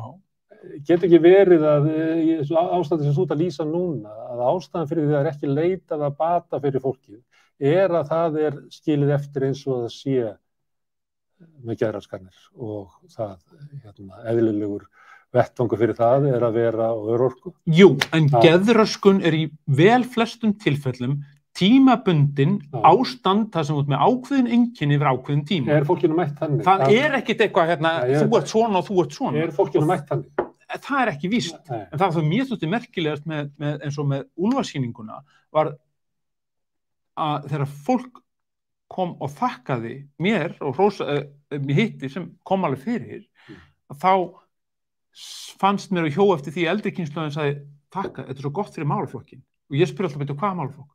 Og þá svona, já, svona geði. En yngra fólkið sagði bara takk fyrir þetta, þetta endurspeglaði svo hugsunarferðilega, ég þekki þetta svona, það allt afstaða. Og ég held að þessi afstaða, þessi aðskilnaðar afstaða, og það kannski, og svo kom aftur á makromynd mannkynsins, að það þessi viðleitni aðskilnaðar. Að við byrjum á því að skilja okkur frá okkur, hann sósíalisti, við skiljum. Þessi tilhneiging, að þá náum við ekki sammennskunni, ef við erum stöðugt í aðskilnaði frá því sem skilja okkur frá okkur öðrum. Og klárlega hafa geðraskanir verið einn af þeim merkimiðum og þeir sem hafa verið með það hafa stimplaðir hættulegir. Það einkenni viðbrögðu samfélagsins. Já. Og þessi mýti alltaf viðhaldi með fjölmiðlum og kvikmyndum og þáttum að fólk með geðraskanir sé hættulegra en aðra fólk. Það bara ekki rétt, engar rannsóknir styðja það. Og við erum að endurtaka rannsókn með Sigrúnu Ólafsdóttur og Háskóla Íslands sem fordóma og mismunun í Íslandi, gagnvart fólki með geðrænar áskoranir. Og rannsókn sem við gerð 2006 og við erum að endurtaka hana núna. Það verður áhugavert að sjá hvort eitthvað hefur breyst þegar kemur að fordóma og mismunun og Gallup bara að gera þetta núna. Og við verðum með niðurstöðu vonandi síðsumar, segi haust. En ég man þegar við vorum að fara yfir spurninglistan aftur og ein spurningin það eru 3 hópar, það Jón með geðklofa og Guðrún með þunglyndiseinkenni og svo Sigurjón með astma sem var svona stýrihópurinn, samanberahópurinn. Og ein spurningin myndum við vilja búa við hliðina á Jóni.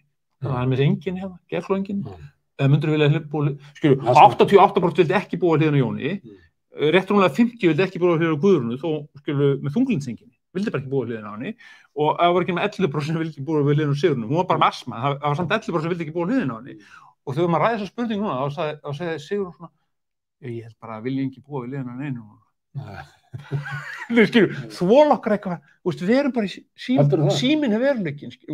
Heldur það kemur ljós í rannsóknum. Þú varst að lýsa áðan með viðbröðunum við Vertu Úlfur, að viðbröð væri skárri. Já, ég að segja. Núna kemur við með eins og þú sett eitthvað neina við sem eitthvað verst. Nei, ég veit það ekki. Það var orð Sigrúnar að segja, það var orð hennar. Finnst þér það hljóma, þú manst þau af því að þið fannst eitthvað sannleiki? Já, en ég að segja að við fáum staðfesting á þessu núna þegar rannsóknin kemur og þá getum við borið saman á 15 árum, hvað við breyst á 15 árum í afstöðu fólks til þessa hóps.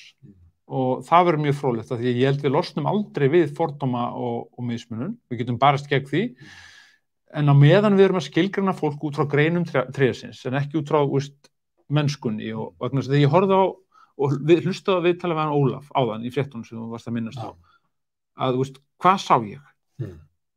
Ég sá mann, fallegan mann með gott hjarta sem býr í fjölbýli einhvers staðar og vonandi líður honum mjög vel. Vel máli farin, en ég sá líka stofnanaskaðaðan mann sem horfði niður og það þetta sem rannsóknin þarf að taka á. Og það þetta sem við þurfum að gera upp og það þetta sem við þurfum að fyrirbyggja, að við brjótum ekki niður fólk inn á stofnanakerfum, hvort sem það ríki eða sveitarfélög og svo þurfum við eftirlit og meira funksjón í þetta kerfi og þar ég aftur að tala einfaldari strúktúr. Geðhjálp hagsmuna og réttindabaráttufélag fólks með geðáskoranir, viltu kalla þetta núna? Já, við tölum geðrænar áskoranir, Geðrænar áskoranir. Þetta hefur farið svona frá tungsýki og alveg hingað. Stór hluti þeirra fólk sem á örorku. Stór hluti þeirra sem örorku fólk sem glímir við geðáskoranir. Það fólk býr við ömurlegan fjárhagslega stöðu. Geðhjálp í baráttu lífskjör fólks? Ekki beint. Við viljum hjálpa fólk við virkni og bænda geðheilsu og berjast fyrir réttindum. Við erum hins vegar, það gaman frá því að segja, þó ekki sé orðið opinbert ennþá, að því að okkur umhugað virkni einstaklinga á vinnumarkaði. Og við viljum meina að það hafi allir og eigi allir að fá tækifæri til þess að vera virkir ef þeir vilja það á vinnumarkaði og þeir með ekki vera að refsa fyrir það, eins og okkar kerfið svolítið núna. Við erum aðalega að segja eins og fólkið Já, þannig að við erum að fara á stað ásamt samtökum atvinnulífsins og virk og fleiri aðilum með tilraunaverkefni markvissa þátttöku fólks með skerta starfsgetu, ég ætla ekki að segja örorkubótum, en jú, þeir eru það, en eru með skerta starfsgetu til einhvers tíma án þess að bætur verið skertar. Ég að vona að þetta geti gengið eftir. Fólki má sett vinna án þess að bætur verið skertar. Og á að fylgjast með hópnum? Já, bara þetta verkefni í mótun, ég held ég sé ekki að segja eitthvað leyndarmál með að segja frá þessu, en þetta viðleitni okkar sameiginlega, þessar aðila, til þess að brjóta einhvern veginn upp þá stöðnun sem hefur verið síðustu 15 ára því að Öryrkjabandalag hefur á móti starfsgetumati, það hefur einhvern veginn ekkert gerst og tækifæri til virkrar atvinnumarkaðsþátttöku, hvort sem 20, 40, 60% hafa bara verið fá og mönnum hefur verið refsað. Þetta svona virkniprógram, tilraunaverkefni. En kjör fólksins sem að býr, stundum veltum að því fyrir sér, það að vera með geðrænar áskoranir og óvinnufær sem mikil byrði. Það mikil glíma. Það ræðilegt. Og það sem að þú þarft að glíma við bara í þínu prívatlífi. Það kemst ekki þannig að. Svo það skaffað fátækt sem að gera þér enn erfiðara með að glíma við þessa stöðu. Hversu miklu máli skiptir það? Þetta skiptir höfuðmáli. Já, það skiptir máli. Það skiptir líka máli hvaða stöðu þú ert í þegar þú veikist. Hversu vel settur fjölskylda þín, menntun þín, vinnustaður, hvort þú eru rétt, allt þetta skiptir máli. En aðalatrið finnst mér hafandi gengið í gegnum það sjálfur að hafa mist úr vinnu og verið í endurhæfingu og öllu þessu, að komast aftur inn og það er tiltrúin. Já, ég er ekki að gera lítið, ég er bara að spyrja það mitt. Já, það skiptir mjög miklu máli. Það gerir það. Að við viljum rétta þér lyf. En ættum við kannski ekki bara að hugsa það líka hvort við ættum ekki að rétta 250 skall? Jú, en bjóða líka upp á þáttöku, hlutverk, tilgang. Já, ég er ekki að draga á því. Ég er bara veltaði fyrir mig hvort að við gerum ekki stöðu hópsins svo miklu lakari með því að opna hurð bara inn í djúpa þátt. Ég sammála, ég vil hins vegar benda það eru 3 fötlunarflokkar sem grundvalla örorkubætur á Íslandi. Það líkamleg fötlun, það þroskahömlun og það geðfötlun. Geðfötlun núna orðið 40% af þessari heildarmengi. Við megum bara ekki gleyma því að geðfötlunin með fullri virðingu eini af þessum 3 flokkum sem að einhverju leyti, eða fullu leyti afturkræfur. Það eru fjöldamörg dæmi það að fólk hafi veikst af einkennum mjög alvarlegum, dottið út á vinnumarkaði, mist virknina en komist aftur tilbaka. Þetta gerist ekki alls ekki eins, og einhverju mæli kannski, en alls ekki eins ríkum mæli með þroskahömlun eða líkamlega fötlun. Jú, þú aðlagar þig, en tækifærin til staðar. Þú nærð ekki alveg full, nei. Þetta getur unnið þóttu setja hjólastóla og blindu. En þarna tækifæri, og undir þetta viljum við ýta með svona eins og þessu tilraunaverkefni sem ég nefndi við. En hver sér baráttu hópsins út af lífskjörum hans? Það Öryrkjabandalag? Einhver hópur? Nei, ég meina, þú ert að hóp fatlaða. Þessar 40% öryrkja sem eru með geðrænar áskoranir.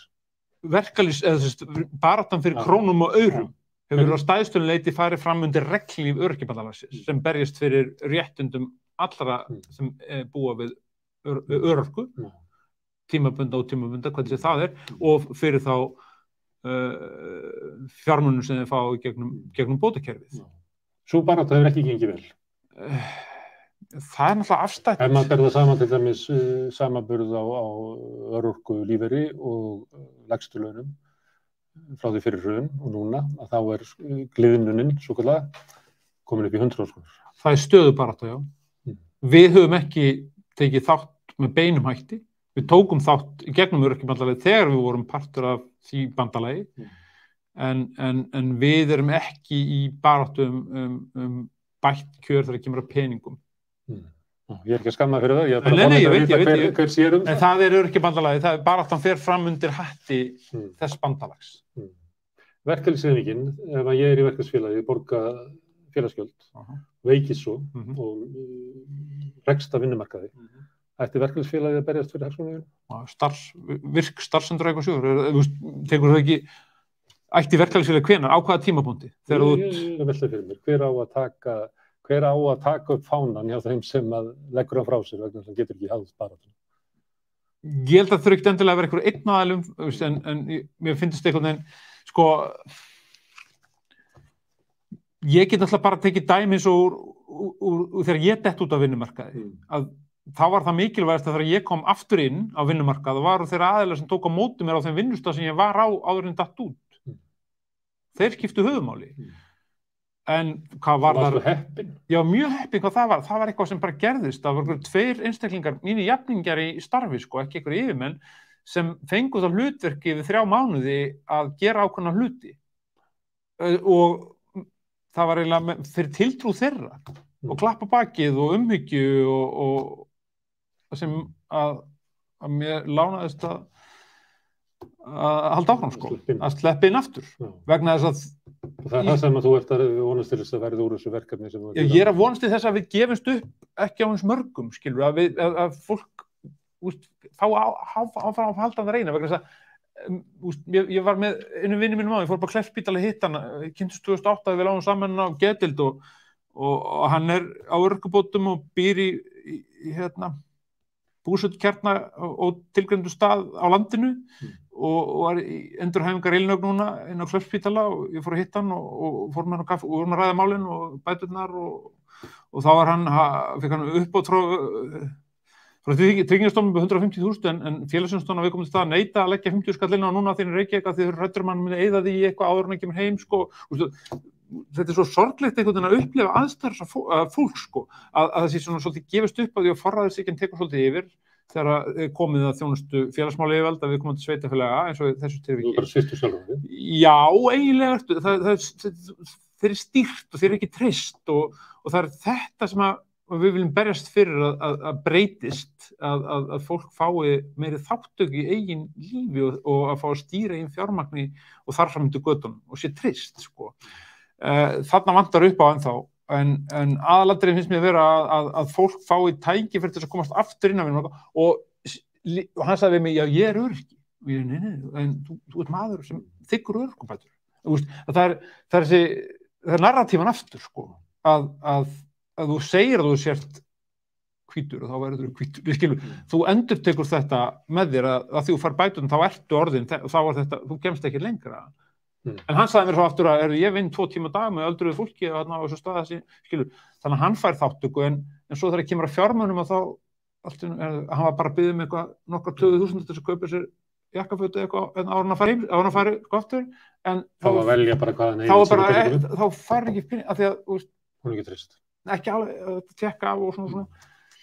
Það eitthvað sem vald eða þjónustu. Þjónustuumboð, já, sem, vill vel, ekki að lítið úr því, en ég held að þau eru viðhorfsbreytingu þarna og mér finnst einhvern veginn ákveðin hópur fatlaðra af að ná þessu og nú að koma að það þarf að fara að lögfesta samning réttindi fatlaðra. Ákveðin fatlaði ná þessu hvað minnum við? Nei, mér finnst bara, einhvern veginn, réttindabarátta til dæmis líka, erfitt að skilgreina á milli en sko réttindabarátta ákveðna hópa innan þeir sem búa við örorku eða fötlun hafi náð betur og meiri árangri heldur en eins og geðfatlaðir. Mér finnst það standa upp úr og svona annað viðhorf til ólíkra hópa fötlunarflokka og svo núna þegar kemur á því að fara innleiða samningin að lögfesta samning, þá þarf að breyta lögræðislögum, hegningarlögum, lögumréttindum sjúklinga, lögumréttindum fatlaðra, þetta þýðir bara tvingandi meðferð og lögræðislögum með nauðungarvistanir og sjálfræðissviptingar, þetta allt endurskoðað, af því raun og veru ákveðin réttindi í samningu sem eru framar réttindum okkar sem erum ófatlaðir. Þannig að réttindi fatlaðra muni sjálfsagt ýta mannréttindum áfram og nú ætla forsætisráðandi að stofna mannréttindastofnun og þá að taka þessi mál föstum tökum, en þetta verður meiriháttar mál að lögfesta samningina því að hann bara kveður á ákveðin Parísarviðmið og við erum það þarf átak til þess að koma þessu áfram, en aftur að þessari þróun, ég held við séum alveg á réttri leið en það er bara hún tekur þennan tíma. Hvað er að vera lengi formaður? 2,5. Og hvað finnst þú vera að lagður af stað? Já, við búin að hafa ákveðin breytingum, við tókum allt eigið því að samtakan og settum í styrktarsjóð geðheilbrigðis, það er bara 200 milljónir núna, við erum að bíða eftir að fá meiri pening frá ríki og fyrirtækjum, við erum að búa til faratæki fyrir sprotahugmyndir, þessum útlutum einu svona ári, við ætlum að reyna að útluta 15 eða 15 allavega á þessu ári, til þess að næri einhverja sprota. Þannig að við viljum ekki vera að því við fengum þetta svolítið peninga eftir að eignin var seld á Tungutunni, svo erum við búin að selja húsvögnuna núna í Borgartúni og viljum helst komast í hús þriðjageirans, að 10-15 samtök séu saman eins og sjávarútvegsklasanum út á Granda og deili administrasjón og það er svo mikið synergía sem getur skapast. Og með hverju viltu vera þannig? S.A.A. Neytendasamtökunum, S.A.A. Já, þess vegna, skilur alveg opið, bara geta deilt fundaraðstöðu. Þess vegna, við erum alveg opnið fyrir því húsi í þriðjageirans. Ég bara spyr svona, mér finnst bara að Reytir, Eitt, þessi stóru fasteignafélög bara sjá tækifæri, svona fílatrófist tækifæri, við skulum bara redda ykkur húsnæði og ekki drukka ykkur alltaf mikla leigu og bara styrkja og bakka upp hús þriðjageirans. Það þarf eitthvað svona Þór Sigfússon til þess að leiða eitthvað svona, en við Breki Karlsson og Neytendasamtökunum og fleiri, við erum að fara flytja inn með þeim í Guðrunartúnið eða Bríðatúnið, hvað það er þarna, hús ASÍ. Já, hann er komið, Neytendasamtökunum komið. Já, við erum að leiða þangað. En það er bara tímabundi, við viljum sjá... Þessi hugmynd var kallað hús alþýðunnar, þetta var í mótum. Já. En við sjáum okkur fyrir okkur eitthvað svona element, að því að við erum mjög mikið samstarf með þroskahjálp og alls konar félagsamtökum sem að ég held að geti grætt heilmikið því að starfa meira saman. Þú lagðir á stað, hvað ætlar að fara langt? Hvað meinarðu? Í sem formaður geðheilbrigðar? Hvað lengi meinarðu? Já, sérðu fyrir þér að ná einhverjum tilteknum breytingum? Nei. Ertu það sem þú varst að lýsa áðan að þú ert bara ekki að horfa á langt, heldur að veikar í deginum? Já, mér finnst að við erum alltaf stjórn í þessu öll saman og ég er ekkert aðalatriði og það getur vel verið að ég hætti í haust eða eitthvað annar tekið við og mér finnst bara að vera búin að gera okkur fundamental breytingar á fjárhagfélagsins og styrktarkerfi, við erum að fá heilmikið styrktarfé inn frá almenningi og mjög þakklátt fyrir það og fólk má vita það að afgangur þess og rekstrarafgangur félagsins fer allur í að styrkja og úthlutanir í sjóðnum með að við erum að byggja Böðustólinn, þannig að allt fé sem við fáum fer beint í málaflokkinn. Beinustulega, í geðlestina eða G-vítamín eða okkar heim þannig að það streymir allt í gegnum félagið og við búum við það að hafa aukið verulega sjálfsafla fyrir okkar, þannig að við erum ekki háð ríki og sveitarfélögum og notum afganginn í sjóðin að veita styrkina, þannig að það er búin að ná að gera ákveðnar breytingar á félaginu, svo við erum mjög heppin með framkvæmdastjóra, hann er mjög virkur og kröftugur og tók stuttan tíma fyrir hann að setja sinni í málaflokkin og svo er mjög gott samstarf bæði innan stjórnar og stjórnar við framkvæmdastjóra og starfsfólk. Þannig að mér finnst við vera bara með heilbrigt og gott félag og þannig myndi ég vilja skilja við það en það er fullt af mjög flottu fólki í stjórninni. Herðu, við látum þetta vera bara lokaorðið. Við þakka fyrir að staldra hérna við, tala heim og gema. Takk hérlega. Og hlustendur þakka ég fyrir að staldra líka við og hlusta á okkur. Við höldum eitthvað áfram með því að hafa rauðaborðið með þessu fyrirkomulagi að ræða við einn í einu. Við gerum það ekki á mánudaginn, þannig að næstu fundur verður á þriðjudaginn. Við sjáumst á og þannig að ég segi bara góða helgi og góða nótt.